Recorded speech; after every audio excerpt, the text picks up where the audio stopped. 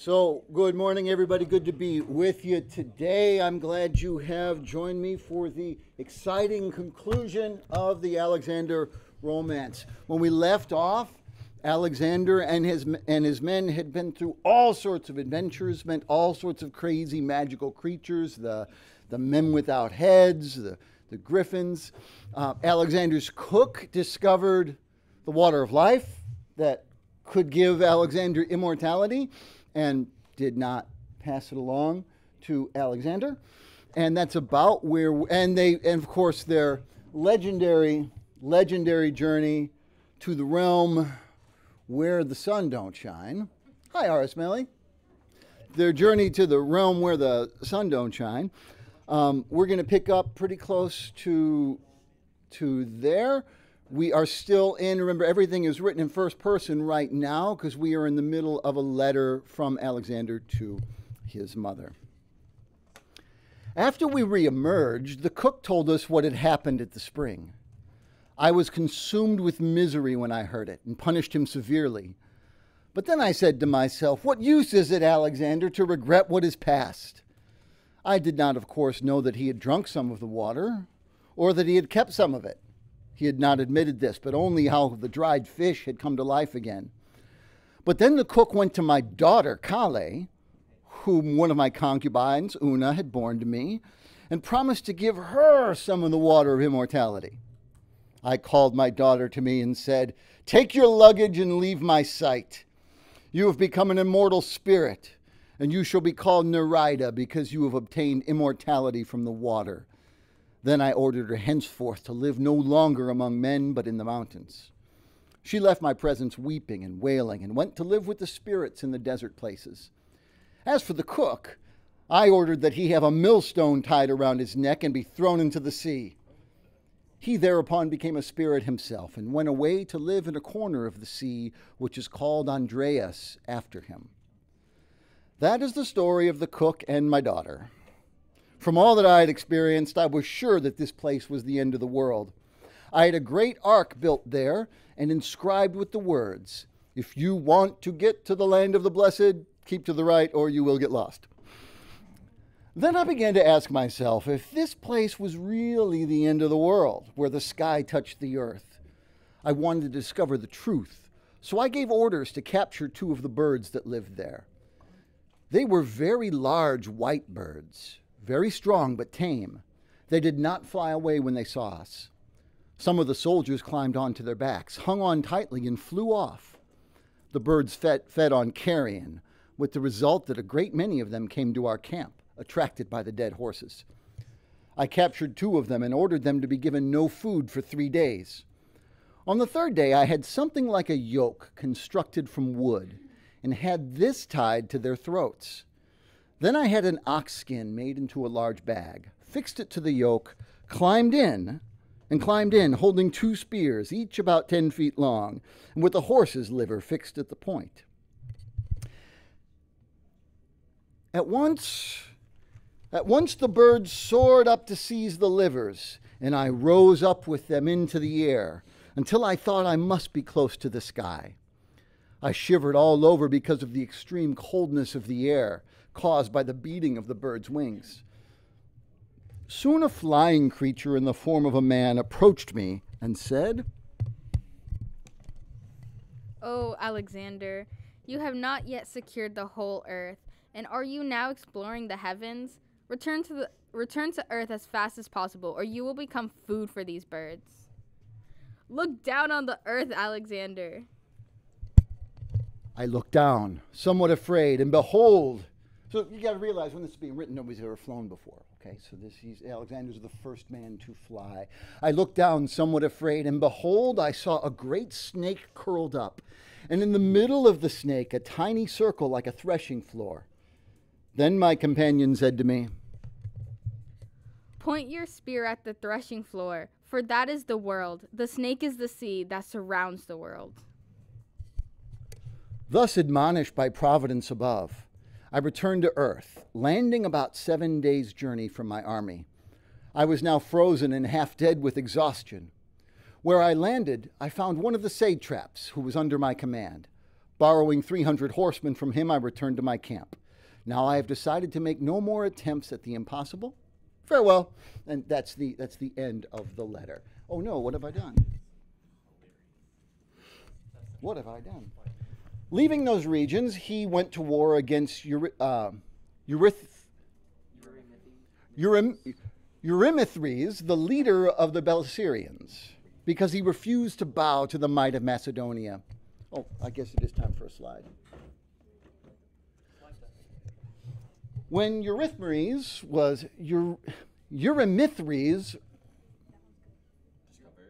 Eurymithres discovered this, he took 1,800 men and hastened to war against Alexander. I can say Alexander.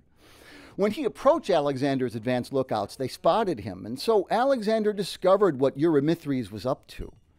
Alexander reinforced his lookouts to a number of several thousands, all armed with golden breastplates, ordered the most trusted soldiers to stay behind on guard, and put Seleucus in charge of the troops. Seleucus is one of Alexander's key generals. As night grew on, Eurymithres sent spies to Alexander's camp, who reported back to that Alexander was quite unaware of their presence. Meanwhile, Alexander was arming a huge army against him. Eurymithres' counselors advised him. You be Eurymithres' counselors. Okay. Eurymithres, we cannot fight successfully against Alexander unless we capture the advanced post and hurl ourselves against him with full force. If we do, they will be bewildered by the unexpected clash and will be put to flight, each thinking only of his own safety. This was their advice, though they had no idea of Alexander's position. They surrounded Alexander's advanced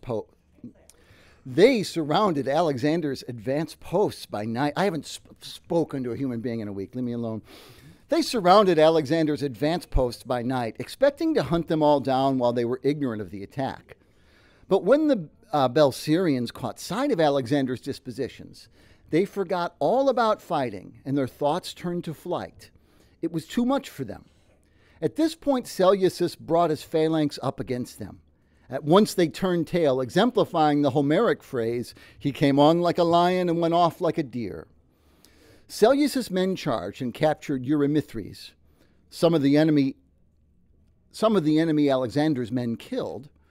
Others they pursued northwards for 50 days, until they came to two mountains in the unseen world, which they called the Breasts of the North. What's about to happen next, this next little section, as Alexander goes to these two mountains and sees what's on the other side of these two mountains and decides what to do about it, this is one of the most influential events that's ever occurred in literature. And this next little part has made its way into two really important sources that may surprise you when you see what they are. When they got there, stop talking. When they got there, Alexander stopped pursuing them. He saw that the two mountains would be suitable for closing up their exit, so he stayed there and prayed to God to help him close up the mountains to keep them out. He stood and prayed as follows. So who's them? On the other side of this mountain, we're going to get a little description of them. But on the other side of these mountains are a number of nations. All right, and the Romance lists 21 or 22 of them. But the two chief groups of these nations are called Gog and Magog. And what these nations are these are nations that are in the thrall and the service of demonic powers. And these are nations whose goal is to come enter the civilized world, ravish and destroy our world. So what he's trying to do right now is prevent that from happening. Alexander is trying to hold off this apocalyptic destruction of the world. So now here Alexander is praying, and you can tell by the way this is written that this text has evolved over the years.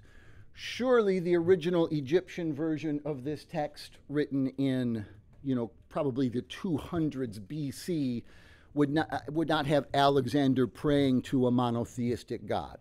But the story has evolved since then. And so that's what we see here. Alexander stood and prayed as follows. God of gods, Lord of all creation, who made all things by your word, both heaven and earth. Nothing is impossible for you. All things are slaves to the word of your command. You spoke and they were created. You commanded and it was done.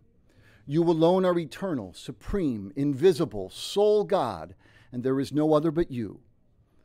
Through your name and your will, I have done what you wished, and you have placed the whole world in my hands. I now call upon your name that is so often praised. Fulfill this request of mine and cause these two mountains to come together as I have asked of you. And do not look askance at me, wretched as I am, who have been so bold as to speak in this way. I know you care for me and your supreme goodness. Immediately the mountains came together, though they had previously been 18 feet apart. When Alexander saw what had happened, he praised God. Then he built bronze gates, fixed them in the narrows between the two mountains, and oiled them. The nature of the oil was such that it could not be burned by fire nor dislodged by iron. Within the gates, stretching back to the open country for a distance of 3,000 miles, he planted brambles, which he watered well so that they formed a dense mane over the mountains. So Alexander shut in 22 kings with their subject nations behind the northern boundaries, behind the gates that he called the Caspian, and the mountains known as the Breasts. These are the names of those nations: Gog, Magog, and the rest. I shortened it for you. You can go to the original to see the whole long list of names. These were the nations that dwelt behind the gates that King Alexander built so as to be indestructible. They used to eat worms and foul things that were not real food at all: dogs, flies, snakes, aborted fetuses, dead bodies, and unformed human embryos. And they ate not only the animals, but the corpses of humans as well. Alexander, seeing all this, was afraid that they would come out and pollute the inhabited world. So he shut them in and went on his way. So now, this story that Alexander has shut back Gog, Magog, and their companions, these demon-inspired hordes, and that is what's preventing an apocalyptic destruction of the world. The story has made its way into both the Bible and the Quran.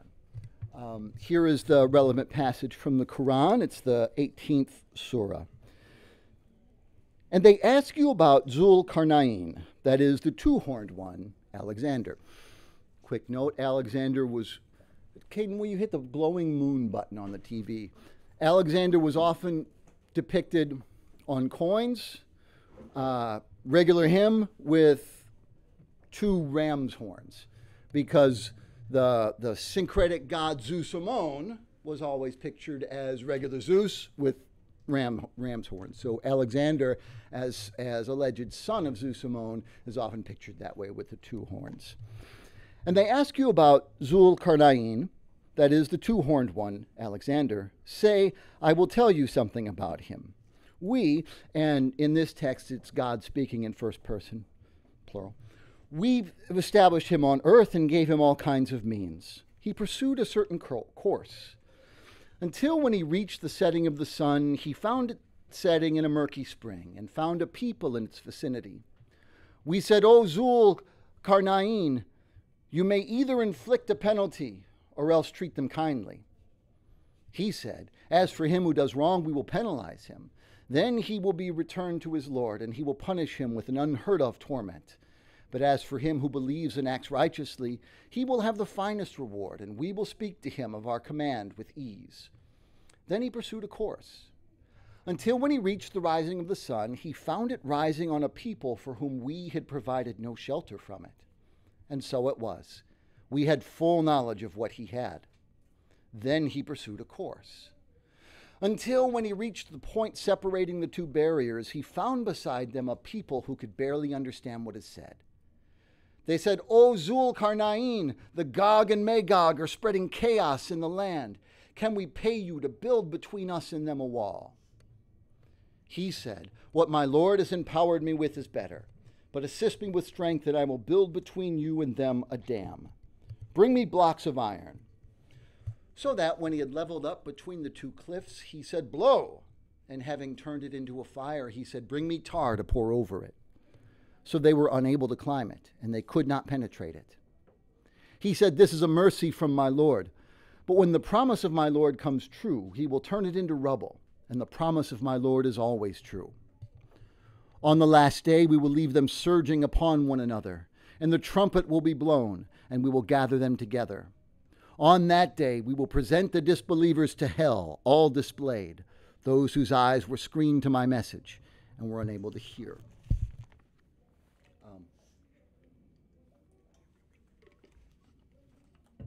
An earlier text that also incorporates this scene from the Alexander romance is the book of Revelation from the Christian New Testament.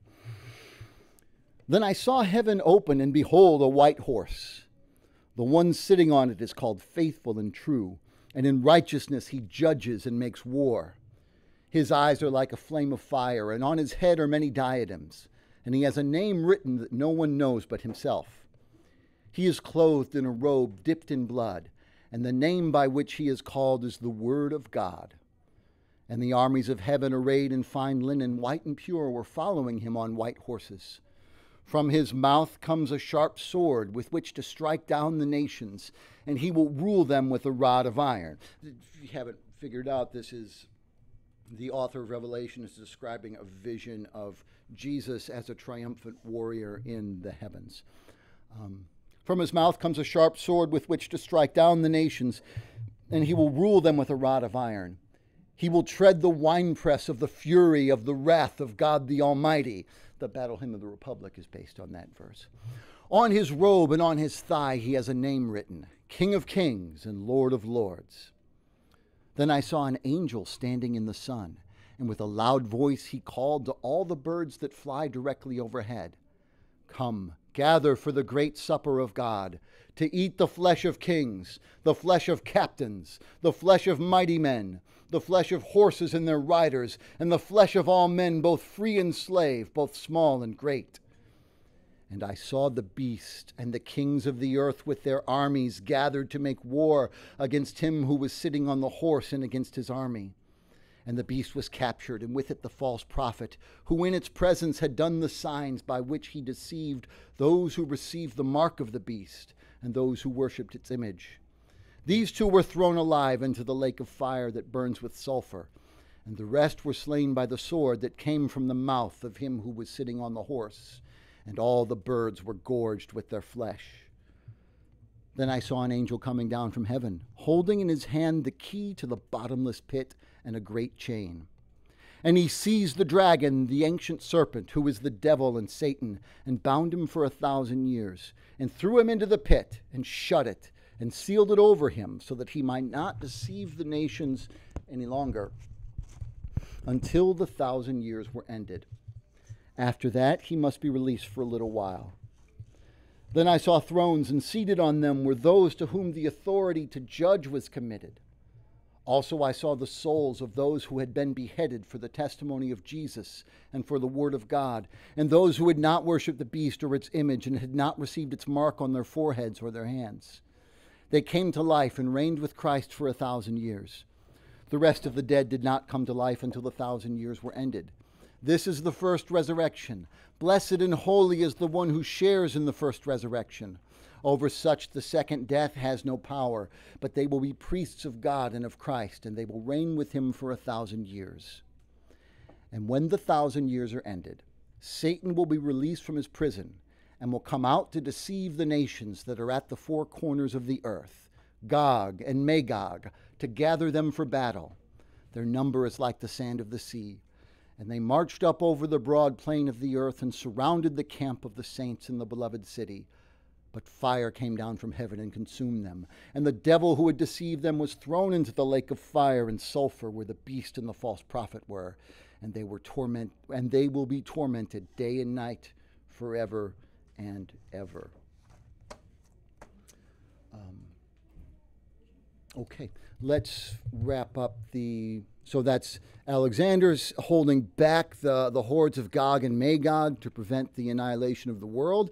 And then there is that story as it's adapted into both the Quran and the Bible. Let's finish up with the romance itself by going back to the Schoology post and reading the text that's in the Schoology post.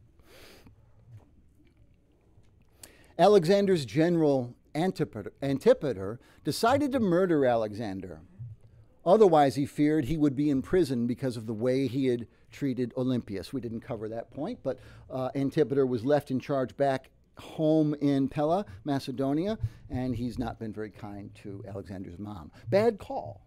Bad plan. Alexander the Great has left you in charge, and you're mean to his mom. He feared that Alexander had far exceeded his earlier arrogance as a result of his great successes. So he laid a plot and prepared a poison which could not be carried in any vessel of bronze, glass, or clay, because such a vessel would shatter instantly. Antipater put the poison in a jar of lead and placed this in another jar of iron. Then he gave it to his son and sent it to Babylon to Alexander's cupbearer, Iolaus. He explained to him the ferocity and fatal power of the poison, so that if any of his enemies met him in battle, he could take it and make an end of himself. When Antipater's son arrived in Babylon, he spoke secretly to Alexander's cupbearer, Iolaus, and asked him to give the king the poison.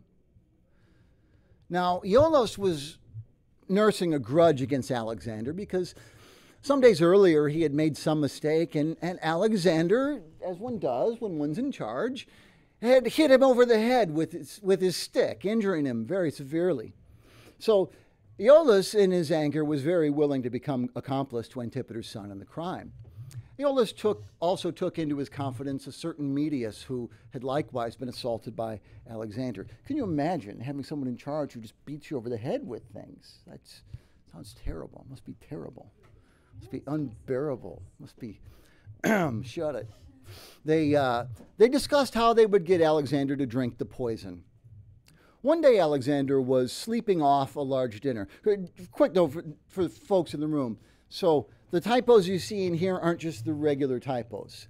This computer I'm working on has this interesting feature that if you're copying text out of a PDF into any other kind of text file, anytime there is a double F, an FL, or an FI, it just says nah and doesn't include them. And I caught most, but not all of them.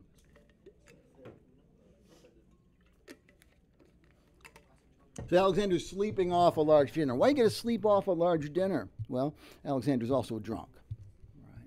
Right. Medius came to him the following morning and invited him to his house as a guest. Alexander accepted the invitation and came to dinner. There were several other guests beside him. So now the when, that's just me being me. When Alexander was reclining at table, Iolaus brought him first an uncontaminated cup. As the conversation grew general, and as a result of their drinking, had been going on for some time, Iolaus brought him another cup, this time containing the poison. Alexander, to his misfortune, accepted it and drank it down. At once he gave a loud yell, as if he'd been pierced by an arrow through the liver. Oh, my liver, my aching liver. He remained conscious for a time, and fought down the pain enough to return to his own house. He asked the guests to continue with their meal. They were very upset and at once broke up the party. When they went out to see what would happen next, Alexander wanted to bring up the excess wine and asked for a feather, for that was how he usually made himself vomit. Oh, you don't approve of making yourself vomit with a feather? Not with a feather? Yeah, it would probably work. It's kind of gaggy. It'll probably make you puke, yeah. And we got a feather. We'll try it out. Oh, that's how he normally wear we. I can't even find my events. I want to bring. All right, so that's how he usually made himself vomit. Iolaus smeared one of the feathers with some of the poison and gave it to him. In this way, the poison infected him all the more quickly, spreading unchecked throughout his body. Alexander was racked with cramps and doubled up with pain. He endured a night of agony with great fortitude. On the next day, seeing how ill he was, unable even to speak clearly because his tongue was swollen, he sent everyone out, hoping to get some rest and to talk privately about the affairs that concerned him. We could talk like this. Alexander wept and stretched out his hand with a consoling gesture. The horse Bucephalus ran into their midst and, standing close to Alexander, began to water the bed with his tears. Both the Persians and Macedonians exclaimed in amazement when they saw the horse weeping. Then Ptolemy, so Ptolemy is also one of Alexander's chief generals. Then Ptolemy came to him and said, Tyler, you want to be Ptolemy? Alexander, to whom do you leave your kingdom? Pretty important question, right? Who's your successor? To whom do you leave your kingdom? To him who is strong, who is willing, who can keep it, and who can maintain it, was the reply. On the point of death, Alexander made the following speech. I, who crossed all the inhabited earth, and the uninhabited places, and the places of darkness, was unable to evade fate. A small cup can yield a man to death and send him down among the dead with a drop of poison. The army, seeing me compelled to die, wish to help and are powerless. For the rest, I shall lie buried in Hades. Alexander stroked Bucephalus, who was standing at his feet, and said, You were born to share my fate, and now you suffer ill fortune on my account. You were always my companion in war, but now you cannot fight for me in this last battle with death.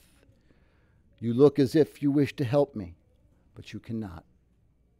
When Alexander spoke this to Bucephalus, the whole army howled, making a tremendous noise.